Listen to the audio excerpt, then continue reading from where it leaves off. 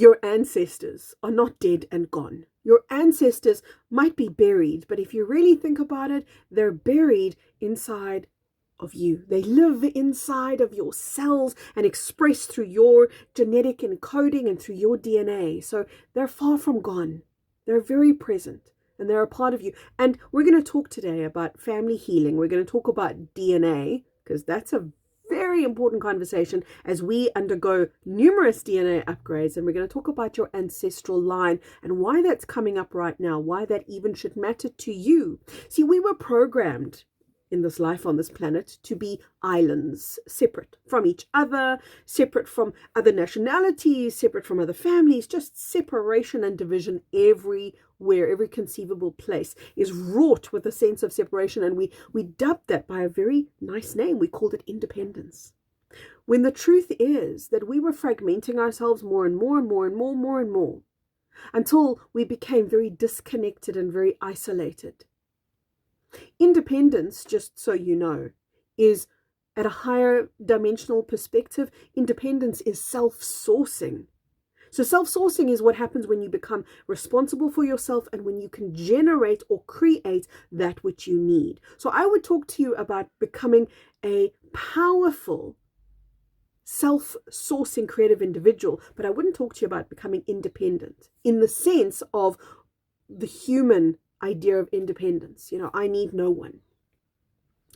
No, you don't need anyone, but you're connected to everyone. And this beautiful story, which again is your story, it's the story of how you became, is a story of interconnectedness at the very literal level. Your DNA, think of it as filaments of light, because that's really, when I look at the cosmic field, which I often do with psychic eyes, and I look at the cosmic field, what I see are filaments.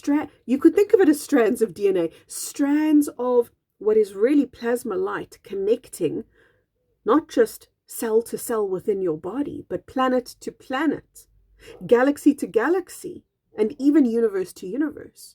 So God source consciousness weaves its DNA through everything, and that is woven into your DNA. Your DNA is your Akashic record in manifest form, in physical form. And there's an idea, it's a very misunderstood one, that says that as we evolve, somehow more strands of DNA are going to come online, and you're just going to get more strands of DNA. You've already got those strands of DNA. They're simply not visible to lower consciousness. So they were always there, just invisible to a more subdued consciousness. But as that consciousness evolves and expands and remembers who it is, it can see more. And so the other strands of DNA that are already there are simply going to become visible.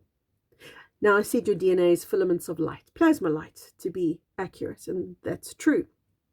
That's also, and plasma, my membership community is known as the Plasma Light Tribe, and I have a particular love and affinity for this element called plasma, because plasma exists both as a solid, so you can physically see it, but it also exists as ether, in other words, where you cannot see it. It exists in both states, and you could say therefore in both worlds. Parts of that plasmic light that we can see, which we call DNA, is containing the living memory of who you are. Now, whales on our planet are the living record keepers. But I want you to think of the Akashic record. I want you to think of it as a whale in light form that accompanies you wherever you go. And whatever you do gets deposited, you could say, into this whale energy that stays with you. Regardless of what dimension you're in, regardless of what universe you're in, what life you're in, when you individuated from God's source consciousness, each and every single one of you were given this bank, this repository, into which everything was deposited, so that God's source consciousness would always be able to draw back to itself all of the parts and all of the pieces that it is. So you are the custodian right now for a piece or a part of this God source consciousness. And it is not just you, the individual, that contains this seed of light. Your entire lineage held this seed of light and passed it on, kind of like runners in a relay race, passing the baton to the next and the next and the next and the next. But I know a lot of you are going to say, oh, I've got a very uncomfortable relationship with a family member or family members. I rejected them or they rejected me. We're all fragmented. I hear you. I hear you. I hear you. And I'm not saying you've got to go make peace with everyone. And I'm not saying you've got to all sit around a fire and make friends. Because if you understand what your ancestral line is, which I'm going to get to in a little while, you're going to have a very different idea. But let me just say this to you. When I talk about healing the ancestral line, I'm talking about healing yourself. Forgiveness in the ancestral line is forgiveness for self. Healing the fragmentation in the ancestral line is healing the fragmentation within you. So it's only ever your healing that you can have any control over and any say over. So this is about bringing yourself into a point of wholeness. Now I want you to consider this. You are the front runner of your lineage, carrying the baton to the ascension line. The ascension line is merely a point in time at which not just you, but the entire lineage is carried into higher consciousness. So you were elected, or I don't know if I should say if you were chosen or if you volunteered, whichever one is more comfortable for you. The truth is a little bit of both, really. There's a wonderful parable that I'm going to be releasing onto YouTube very soon called The Parable of the Small Self. And it's a little bit of a Frodo Baggins story, but you're going to love watching that one. And I'm going to link it to this video. But when it comes up, please do have a look at the story of the small self, because that's how we do think of ourselves, as these very small things. But here you are, leader of the lineage, carrying the baton to the ascension line, which inevitably lifts the entire lineage. There will be members within this lineage who will say, no, thank you. I'm not ready. I don't want to. Watch my YouTube video called The Two World Split, so you can see where they're going to go to another 4D planet. But you nonetheless are making it possible for those in your lineage to elevate themselves. That doesn't mean you're doing the work for them, and it doesn't mean you're carrying them. It only means that you are making it possible.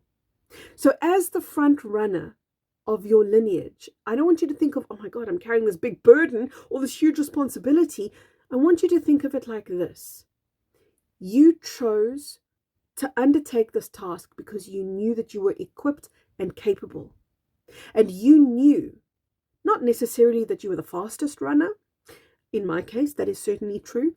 Or that you were the smartest. I think in my case, that's also probably true.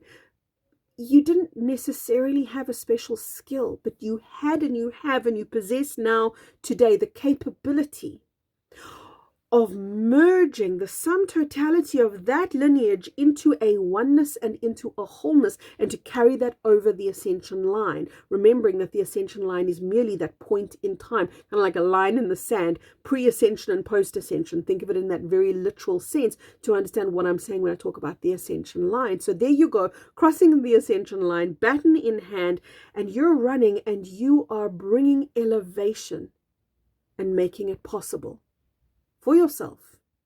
You benefit first and foremost, and then simply hold that open as a possibility and a gift to the remaining members of the ancestral line. And some of them are going to say, no, not now. No, not now. I'm going to keep running this relay, but I feel like going back and starting over, starting again. I don't feel like I did it properly. I'm a bit of an overachiever. I want to do it more perfectly. Whatever it is. So they might detour. But your phenomenal purpose, and now we're going to talk about purpose, and this is an important piece of the conversation. As we talk about purpose, there's a reason why you have this nagging sense of urgency around your purpose. What's my purpose? What am I meant to do? I know I'm here to do something. You see, that's been filtering into your consciousness since birth. This idea that sits with you and it's unshakable and it won't go away, and it says, I'm here to do something. And I don't know what that is. What is this elusive thing? Am I meant to be an entrepreneur or millionaire? Am I meant to invent something? You keep thinking of purpose as a doing, but it's not a doing. You are the purpose. In other words, your consciousness and the elevation thereof is your purpose. The most important thing you're doing is evolving your consciousness. And here you are, feeling that urgent sense of nagging. And if you answer the call, to your purpose. What you're doing is you're saying yes to your raising of frequency, and thereby calming that nagging feeling, kind of like you're whispering to the lineage and going, okay guys, phew, I got the message, thank you very much. It kind of was received in a very broken Morse code. I didn't get it initially, but I've got it now, thank you very much. I'm making my ascension my purpose. In other words, my ascension of consciousness, which is nothing more than the connection to your truth. Actually, if you really simplify what ascension is, it's the return to your essence, the return to your truth. So it's not a becoming of anything out there, but it is a connection and even a wholeness and a union within, and a remembering. And all of this exists within your DNA. So as we talk about DNA upgrades, what are we talking about? We're talking about memory. That's what DNA upgrades bring you. But it's not, when we talk about memory, because we've been human and conditioned to this human way of thinking, and because we've got amnesia to who we were before this way of thinking, the only thing we've got to go on is this linearity and this very literal idea. So the memory that we're talking about is not one that exists within your brain. Your brain's not going to remember necessarily past lives, but your beingness is. And what that means is you're going to be able to tune into information that you haven't learned or hasn't been presented to you. You're just going to know things without learning them, or know without knowing. It's just going to become apparent to you in the moment.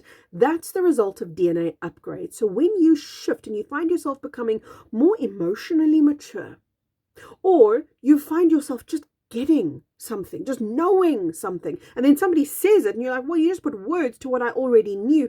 That's the result of DNA upgrades, and they've been taking place all along since you were born. They're just taking place more rapid fire now. So your ancestral line, imagine them, would you, standing behind you, cheering you on.